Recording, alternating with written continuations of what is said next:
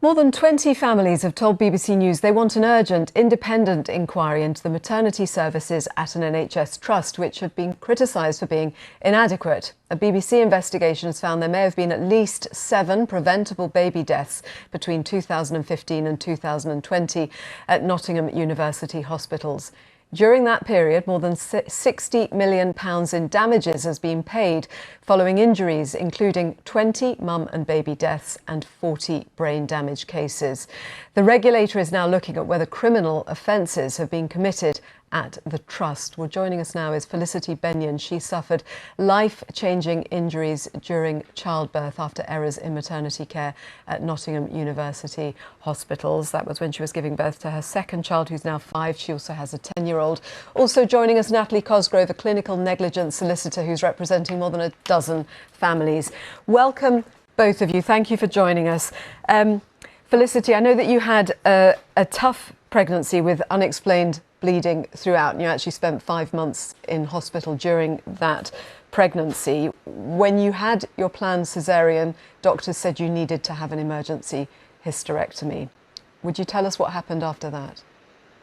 Yeah, I had to have an emergency hysterectomy in which they removed my bladder without realising. It wasn't until they was at the end of the hysterectomy and removed the womb that they saw the catheter balloon and realised that they had, in error, removed the bladder as well. Oh my gosh, I mean, when you were told that that had happened, how did you react? To be honest, quite positively. I initially was told that I was very close to death, and initially I reacted as I was just glad that me and my son are both alive. It's a lot to take in when you're coming round from a general anaesthetic and you're on quite a lot of medication. It's really as time goes on that you learn what that really means and how that's going to impact your life forever.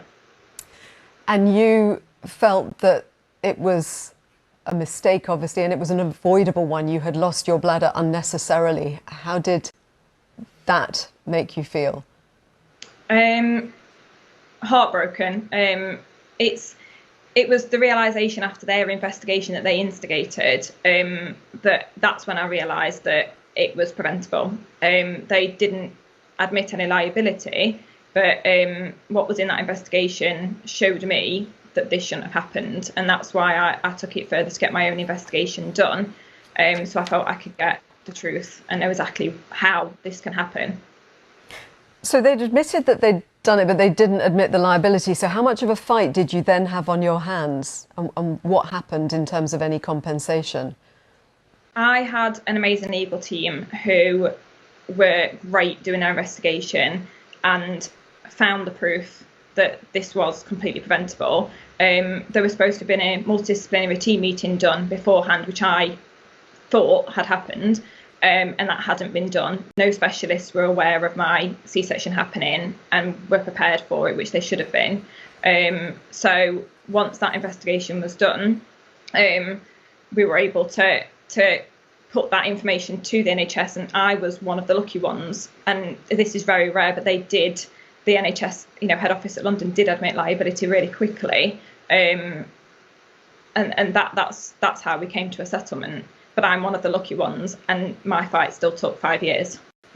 So Natalie, I mentioned you're dealing with a number of cases. Can you give us some detail about the sort of other cases that are out there? Yes, and I'm so sorry to hear what has happened to Felicity. I think it's not an isolated incident, and that's the real worry. I represent quite a lot of families who have either suffered harm because their babies have died, or their babies have been born with severe brain injury, and where birthing people have also been severely damaged as a consequence of clear negligence. But what Felicity has said does not come as a surprise, and there will have been a time when a lot of parents will have felt comfort in their baby surviving, only to then find out that something terrible has happened in the course of either the pregnancy, the labour, or the delivery. And so this just demonstrates that it's not isolated incidents, I'm afraid. Felicity said she's one of the lucky ones in that her case was wrapped up and resulted in the compensation for her, but it took 5 years. What's your view of how the hospital has been in terms of admitting mistakes and acting accordingly? Because there have been cases where they've had an internal review, they've said there's nothing wrong here, and then subsequently either an independent review or the coroner has said, actually, this was not at all correctly done. Well, absolutely. 5 years represents an awfully long time for anyone to have to relive their trauma on an almost weekly basis. And I say that as a lawyer, that unfortunately every time I have to contact my clients, that's just reminding them of why they are having to instruct me in the first place. And those are the families who have come forward and do recognise that something was incorrect in their care. But there are many, many families out there who live with the trauma. There are many families who haven't completed their families because they feel that what has happened to them in some way is their fault. And that's quite shocking. Not everyone is subject to a coroner's review. The Hawkins certainly weren't, and they had to fight for justice themselves. They had repeated reviews, and that's one of the issues that the families have. As Alex Norris said this morning, that these reviews don't tend to find all the errors in care. They don't tend to find the sequencing of things that are happening to these families and why that's not being picked up.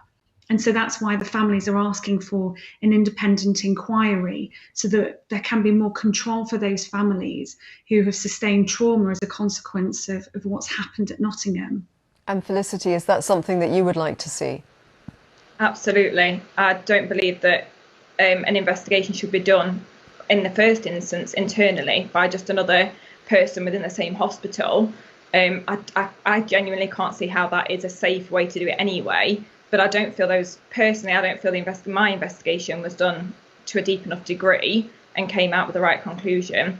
And the only way for me and other people to get answers is to do this public inquiry. And it's the only way we're going to prevent this from happening again, because I genuinely don't think that mistakes that were made in my care have definitely been changed. I have no proof that anything has changed and that any other people have stopped being hurt because of what happened to me. That needs to be changed within the NUH Trust, but it needs to be shared. It needs to have black box thinking where they actually go out and share it with other trusts to go, look, we did this wrong, let's change it. Let's not let anybody else make the same mistake. And I don't feel that's what's happening. What difference would it make to you if that did happen? If if you knew that what had happened to you had led to lessons being learned and it couldn't happen again? I could sleep at night, if I'm honest. That's the hardest thing about all of this. I find my injuries difficult at times, but the idea that this hasn't been shared, the idea that this could happen to somebody today, could have happened last year, could happen in 5 years' time, because people aren't being candid enough, which is exactly what the investigation promises to be, candid, and holding their hands up. I think the NHS is the most amazing thing, and I had amazing care for my midwives. They were angels. I had some amazing doctors there. But I think if doctors make a mistake, they need to feel like they can go, hands up, let's make sure this doesn't happen to someone else. I don't hold it against the doctors personally that did this to me. In any job I've had, if I made an error, it's something small. It's not life and death or disability or anything like that. But because of that responsibility, I feel that I feel let down that that's not being shared and stopping other people. That's what I find hard. The idea that this could happen to someone else, and I don't feel like anyone's preventing it, and that needs to be done. Thank you very much for joining us this morning, Felicity Benyon and Natalie Cosgrove. Thank you. Thank you. Well, the health body involved, the Nottingham University Hospitals Trust, has apologised to Felicity for the harm caused to her during the surgery. It's also said it's sorry for the devastating effect these incidents have upon the other families involved, and says it has made improving maternity services its top priority.